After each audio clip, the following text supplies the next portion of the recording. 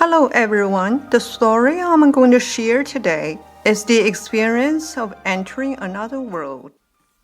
In the first year of Shenlong of Tang Zhongzong, a wealthy farmer named Zong had a well drilled in the backyard of his manor.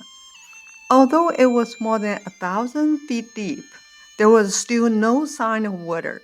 He didn't give up. After drilling for a month, the worker inside the well heard the crow of a rooster and the bark of a dog. When he drilled a few feet deeper, he saw a stone cave on the side of the well's wall and went inside. For the first dozen steps, he didn't see a thing. He felt his way along the wall. His body turned sideways as he walked. At the first turn in the tunnel, he saw light, as brilliant as the sun and moon. Walking farther, he saw several mountain peaks at the end of the tunnel. Descending from a mountain, he discovered that he had entered another world. On one side, the mountain peaks towered 10,000 feet high, and the surroundings looked like immortal realm. The mountain rocks were the color of blue glass, and the valleys were filled with gold and silver palaces. The tree trunks were sectioned like bamboo with platinum leaves, and large purple flowers the size of plates. Several five-colored butterflies with wings like fans fluttered between the flowers. Cranes and five-colored birds flew along the tops of the trees. Crystal clear springs flowed through each valley, as well as springs as white as milk. When the worker came to one spot, he saw a plaque inscribed with the words, "Heavenly Mountain Palace." Suddenly, two people emerged from one of the palaces. They were very surprised to see him. They were about 5 feet tall, with child-like faces. They had red lips and white teeth. Their hair and beards were black and dense and shone with fine luster. Their soft clothes fluttered in the breeze. Upon their heads were golden crowns, but neither of them wore shoes. When they asked the worker, "Why are you here?" he told them everything. Before he finished speaking, more than a dozen people came from the palace to complain about the bad smell. They blamed the two childlike men, who were security guards, for the stench. The two guards fearfully said, "A worker from outside came here asking for directions, so we didn't report him." After some thought, a man dressed in red gave an order to the guards to escort the worker back, but politely. The workers thanked them. One guard said, "Since you are here, why don't you tour for a day before returning?" The worker said, "I had that thought too, but I didn't dare to voice it. If it's not too troublesome, could you please ask?" The guard passed the jade plate to someone inside the palace. A few minutes later, the jade plate was sent back with approval. The guard took the worker to the spring at the door and led him to take a bath and change into clean clothes. Then took him to another spring to wash his mouth and to drink some water.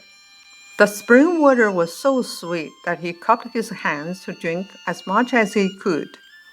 The guard then took him to another palace, but he was only allowed to stand outside and watch. They walked for half a day until they came to a foot of a mountain. There he saw a capital city built entirely of gold and silver. 3 characters above the city gates read, "Letter to a Divine World." The worker asked the guard, "What is a letter to a divine world?" The guard said, "Humans who become immortals may come here and continue to cultivate for 700,000 days. Then they may go to the heavenly world, where the Yu capital, where 32 heavenly emperors live. Or they can go to Penglai Island, the Kunlun Mountains, or even Gushan Mountain, where the fairies live. After that, they might get a heavenly official position and fly freely in the heavenly world with their fate and official seal in hand." After a while, the guard told the worker, Although you have been here for a little while, decades have already passed in the human world. It's impossible to return via the tunnel, so I will get a key to send you back. The workers thanked him. Soon the guard came back with a date plate and gold seal. He took the worker back up to Earth another way. They eventually reached the gate with many buildings beyond it. When the guard arrived, several people knelt down. He showed gold seal and read the words on the date plate to open the doors. The guard led the worker outside the gate. As soon as he stepped beyond the gate, the worker's body rose into the air. He felt himself flying upward as he heard the guard call out, "I wish you a smooth journey home." After he emerged from the stone cave, he tried to find the family that he was drilling the well for. Everyone he talked to told him that had happened 3 generations before. Then the worker tried to find the place where he had drilled the well, but he only found a deep pit. The well he drilled had collapsed many years ago. That's all for the story. You may be wondering where the worker went. The place looks so beautiful. In fact, this universe is made of particles of different species. The higher dimension you go, the better environment and pure life becomes. The worker mentioned in the story entered a dimension higher than the human world, which we call it the immortal world. Currently, in our human world, due to people's greed and selfishness, morality is declining rapidly. Many people are still doing bad things. The merciful God has come to reorganize the world and elevate human beings to a higher dimension, a world like fairyland. Pure and kind-hearted people will be saved, and bad people will be eliminated. I hope more people will be lucky enough entering the fairyland.